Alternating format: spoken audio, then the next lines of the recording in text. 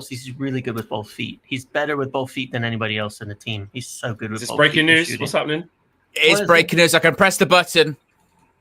Is it here we go, Jane Sancho? What's going on? Press the button. No. I can't hear anything. It's not good. We can't hear anything. It's not good. It's not good. Oh no. Baleba. It's done. It's done. It's over. It's over. It's over. We can't Can you not hear anything, that? By the way. No, we can't hear No, we couldn't hear it. What was it? That is a disgrace. David Ornstein has tweeted saying Alex Crook was indeed absolutely spot on. It says that Manchester United are not planning to proceed with Carlos Baleba move this summer.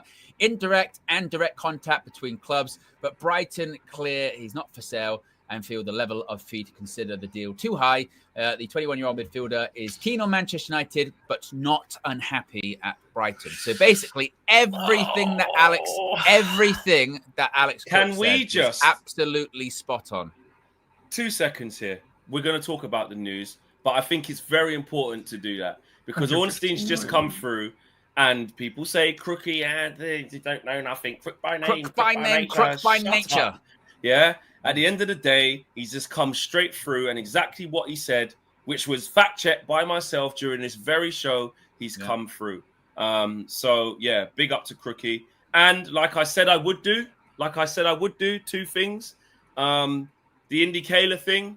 Okay. They had a good run. Yeah, they had a good run. They've had a stinker. Yep. They've had an absolute stinker. I said, I kept honest. I said until I get the Ornstein that says, I literally said it this morning though, and I said until Ornstein says, all communication is off and it's done, then we got to take these guys seriously. Now that's not that, so it's done. And shout out Alex Crook. Ornstein's come through. However, we were just discussing the feeling of this, weren't we? Of like, it's feeling like the briefings are there. It's not really that. And now it's who next? What next? That was something we looked at. It was something we wanted to do. What next, guys? What next? Who next? How do we deal with this problem? Yeah, that's a good question. Who is next? Well, again, is it Huymond from Sporting? Is it someone we haven't even thought about? That is the big question, isn't it? I mean, I suppose, look, we shouldn't be too shocked that this basically isn't happening because from the get-go, people like David Ornstein and others stressed that it was really unlikely or difficult that it was going to happen. So when we're told that it's not going to happen, United have sort of walked away because they've not got any indication that the deal could be possible. I suppose we can't be totally shocked by that, can we? It is disappointing. And Huxley was right because he said it this morning at 9 a.m.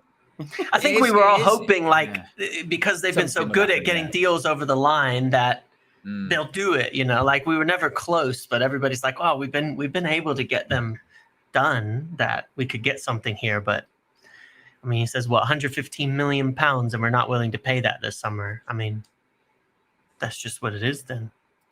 Yeah, it's a lot of money. It makes you wonder how much money once again we do have because.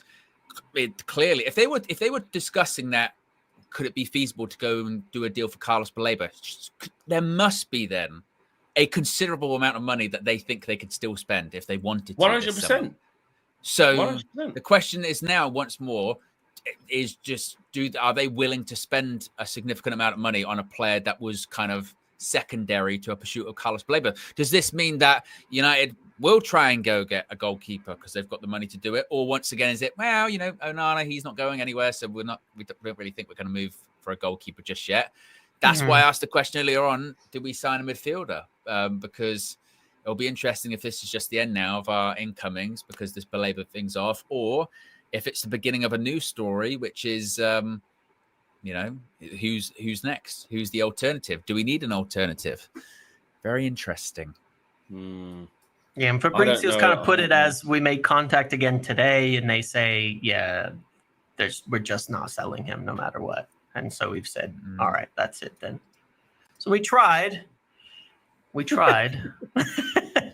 That's where Indy's going to come back in. Indy's going to come back in and say, no, bro, they did try. He said we bid 70 plus 10. He's already put the tweet out.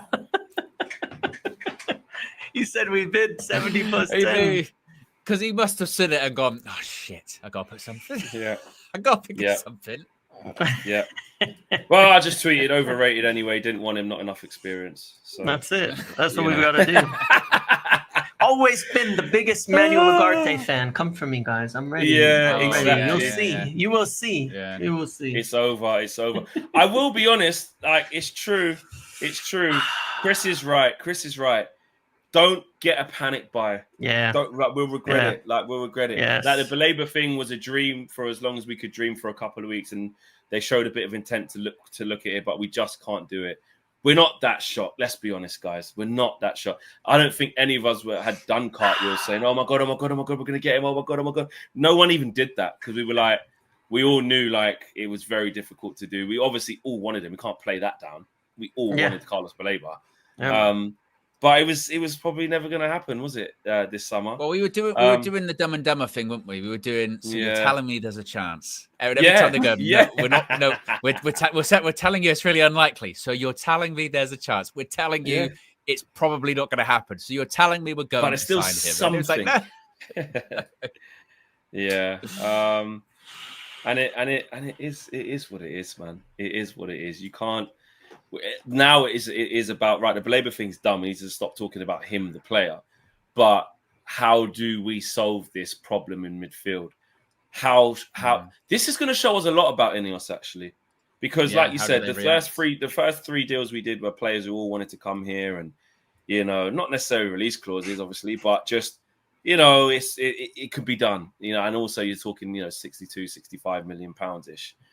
This was a mega deal. Like Owen, you said it this morning. I had to make you rerun it and pause. Like, hold on a minute. We're about to break our transfer record. Like, are we okay? Is this gonna? This is a massive deal. We ever spent more than 100 million on a player, right? And usually that doesn't tend to be on the. And that doesn't tend to be on the fourth player you buy in a window as well. That's like right. The priority is this guy because he costs so much. So how do we deal with this setback? Of course it's a setback because this is the number one target and you can't get him. How do you pivot? Do you have option B? Do you have option C? Is it worth going for option B or C? Is it worth that much waiting for him and trying to fill a void with what we have? I don't know. Well, it's interesting. Someone. In the article, Ornstein says, moving to Old Trafford appeals to Baleba, so personal terms would have presented no problem, obviously. And the Cameroon international is prepared to keep pushing, even if it means waiting until the future. So they're based, and he says once more, a bit more like Alex Crook said, he's not unhappy at Brighton or anything like that. The dialogue is cordial with United respecting their stance.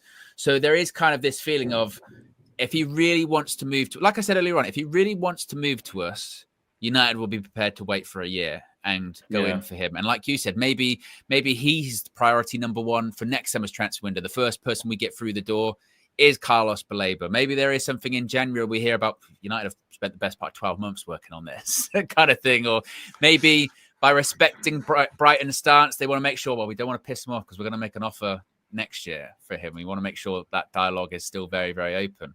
So if United have made that decision of we're going to get him next year, then maybe, like I said, maybe they don't go for like a massive midfielder in this window because they're like, what's the point? We're going to get Baleba next season. So why would we jeopardize his what if we want position? two? I think that's the only question. If we that's the one, isn't it? Because the debate is someone going to leave next summer? And are we going to end up with two signings needed in the midfield? That's the question. Well, because you can get one now, anyway. Yeah, exactly. That's true. Casemiro will definitely leave next year. Obviously, he's on free. And who else have we got? Kobe, we have and Kobe, Bruno, Ugarte. Collier will come back off loan. So that will probably be a permanent sale of some sort, you'd imagine. Yeah, I don't know.